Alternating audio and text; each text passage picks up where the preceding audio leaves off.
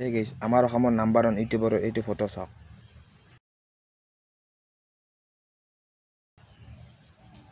চাইছে ফটোটো? এই কুকুৰৰ বাচ্চাৰ লগত ফটো উঠছে। আগৰ ফটো মই বেয়া পোৱা নাই, কমেণ্টটো চাইছা, মই বেয়াও পোৱা নাই।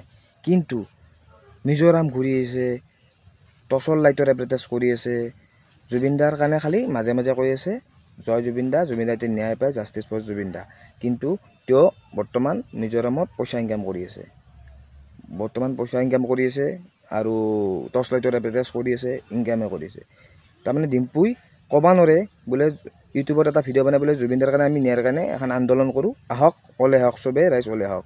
কিন্তু ডিম্পুটোৰ মতে কি জানা, মিজোৰামত যাই হেল্ল' গাইজ এই জেগাখিনি চাওক, হেল্ল' গাইজ এই জেগাখিনি ইমান ধুনীয়া জেগা, ৰিলচ বনাই আছে, ইউটিউবত ভিডিঅ' দি আছে, টৰ্চ লাইটৰ এডভাৰটাইজ কৰি আছে।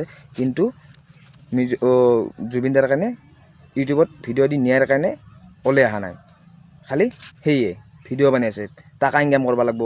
ইউটিউবৰ পৰা ভিউজ পাব লাগিলে টাকা ইনকাম কৰিব লাগিব, ইউটিউবত পইচা আহিব লাগিব। পইচা ক'ত পাব, নহ'লে ঘৰখন চলবাৰ নাই। ইউটিউবৰ পৰা টাকা নালাগিব ডিম্পু দাক, ইনষ্টাগ্ৰামৰ পৰা টাকা নালাগিব। তাতে দি আছে, টৰ্চ লাইটৰ এডভাৰটাইজ দি আছে, বাকী মিজোৰামত ঘূৰা ফটো দি আছে।